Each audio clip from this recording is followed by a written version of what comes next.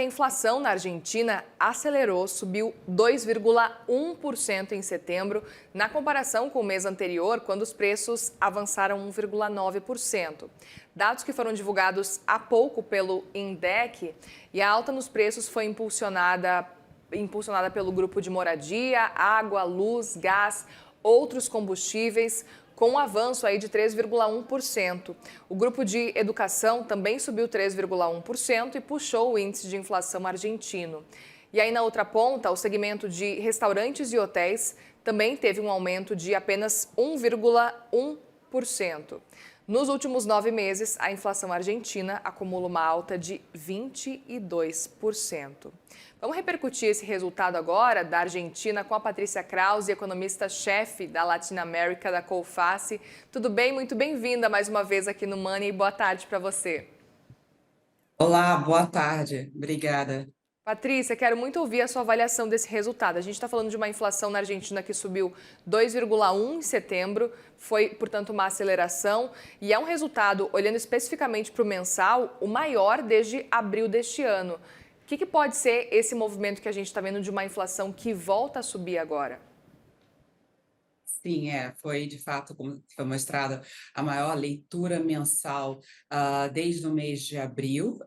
Veio em linha com a expectativa do mercado, então, a expectativa de mercado do Banco Central estava realmente ali em 2,1%, e é um reflexo principalmente dessa maior pressão da taxa de câmbio que a gente tem observado na Argentina, principalmente ali desde de julho, né, e que se intensificou também no mês de setembro, após as eleições da província de Buenos Aires, em que o governo, né, o partido do governo, teve um resultado ruim, né, e aí aumentou ainda mais a pressão sobre o câmbio, e isso acabou refletindo aí na leitura da inflação. Então, quando a gente olha a inflação em 12 meses, ela continua em queda, né, agora em 38,8%, mas por conta de uma base de comparação muito elevada, né, das leituras do ano passado ainda. Mas essa preocupação de que a inflação aí está em leituras, já voltou acima de 2%, e olhando adiante, as expectativas de mercado indicam que poderia continuar aí em 2% para os próximos meses.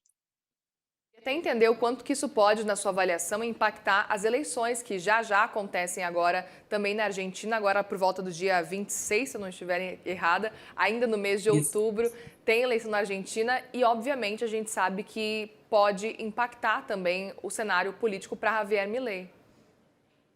Sim, é algo muito importante. O governo tem tentado há muito tempo, já tem, ao máximo, evitar uma disparada do câmbio, pensando na inflação e nessas eleições que estão se aproximando, aí, como você mencionou, no próximo dia 26 de outubro, né? Então, a gente observa a popularidade já em baixa, então, isso muito por indicadores de atividade econômica um pouco mais fracos, né? Essa inflação que ainda, bom, melhorou muito se a gente pensar em 12 meses, né? A inflação acumulada, mas ainda tem essa pressão, ainda é um valor alto. Ela refletiu também em dados do consumo das famílias, né? Então, quando a gente olha o dado do PIB do segundo trimestre, que contraiu 0,1%, o consumo das famílias contribuiu negativamente, contraiu no período porque os salários nominais cresceram abaixo da inflação, né, nesse período, primeiro semestre do ano, então mostrando que, de fato, essa dificuldade, que a inflação ainda não é uma questão resolvida na Argentina.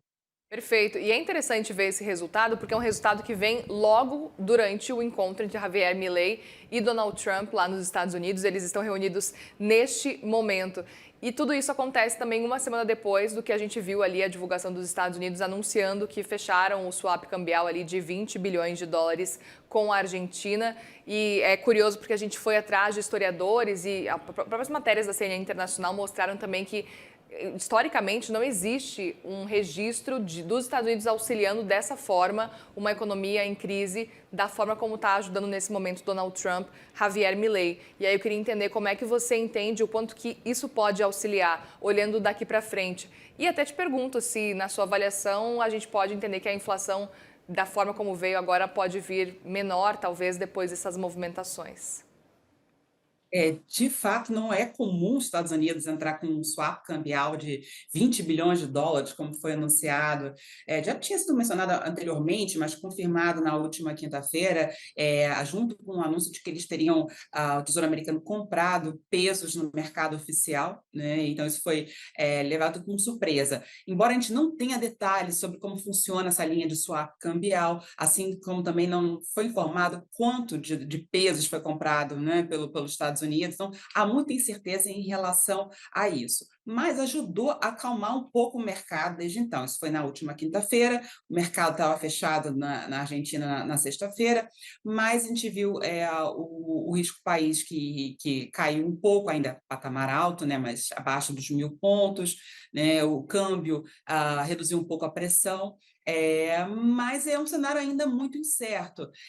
Hoje, então, estão todos de olho nesse encontro do Trump com Milley, né? A princípio foi um almoço em que estava a imprensa também e os representantes, né, que estão a comitiva lá, então estão repercutindo. Não tem muitas informações novas ainda em relação a isso.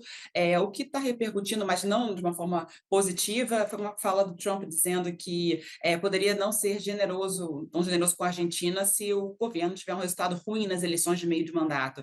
Então, assim, o cenário realmente continua bastante volátil, né? Então, a gente pode ter algumas notícias com mais detalhes a respeito disso e ajudar um pouco a acalmar o mercado, mas essa fala recente mostra como, de fato, é muito incerto e como essas eleições de meio de mandato são importantes para o governo argentino, né? Então, um resultado positivo para o governo ajudaria a recuperar a confiança em relação à política econômica do governo, né? Então, e também em relação à evolução do câmbio, né? Então, isso é muito importante na questão da inflação.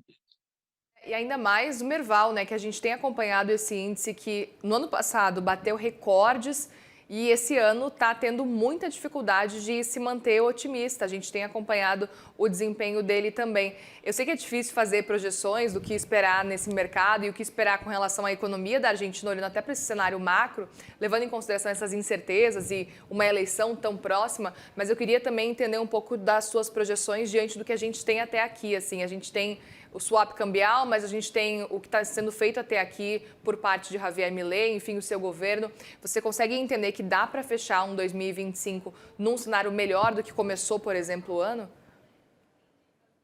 Assim, para fechar o ano num cenário melhor, teria que realmente ter um resultado positivo nessas eleições de meio de mandato, que pudesse melhorar a confiança. Então, acho que a Bolsa reage mais facilmente se você tiver resultado positivo, né? Então, acho que depende muito em relação a isso. A nossa estimativa, a estimativa da Cofaz nesse momento, é de um crescimento da atividade da Argentina de 3,8% para esse ano, né? Até pela uma questão de base de comparação, né? Que é fraca do ano passado, e crescendo 3% para o ano que vem. Mas esse crescimento, essa estimativa para o ano que vem, com certeza, tem um grau de incerteza elevado diante desse cenário, né, eleitoral, e em relação também ao câmbio, porque um ponto importante é que, se a gente olhar as projeções de câmbio, assim como também o dólar futuro, eles mostram uma taxa de câmbio que já estaria acima do teto da banda cambial para mês que vem. Então, o mercado não acredita que essa banda cambial, pelo menos da forma que está,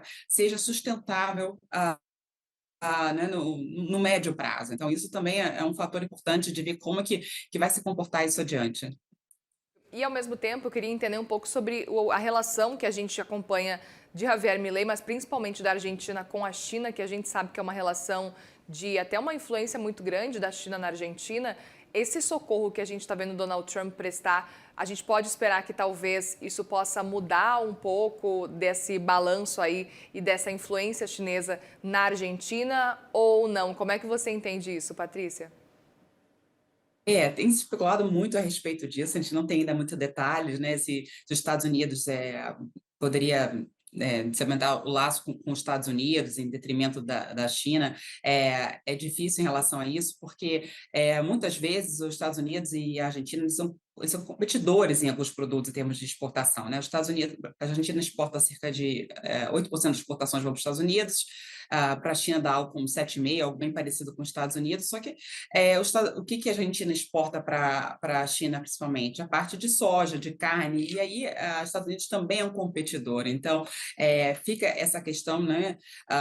Também muito fala-se também a respeito dessa ajuda dos Estados Unidos para a Argentina, no momento que agricultores dos Estados Unidos se queixam, né, de que a China está comprando soja da Argentina, do Brasil. Então, também isso é uma incerteza e que a gente também espera mais detalhes de como seria essa ajuda dos Estados Unidos. Então, é uma ajuda porque tem governos que têm ideologias parecidas ou tem algo a mais, aumentar uma parceria em relação comercial, né, e estreitamento entre os países, né? Fica esse questionamento para ver qual que vai ser o caminho que a Argentina Isso. pode vir a adotar daqui para frente. E queria até entender, porque a gente sabe e já existiu uma conversa específica de que talvez poderia pensar num acordo de livre comércio entre Estados Unidos e Argentina, mas a gente sabe que para isso Javier Milei teria que fazer a Argentina sair do Mercosul. Como é que você enxerga esse cenário também?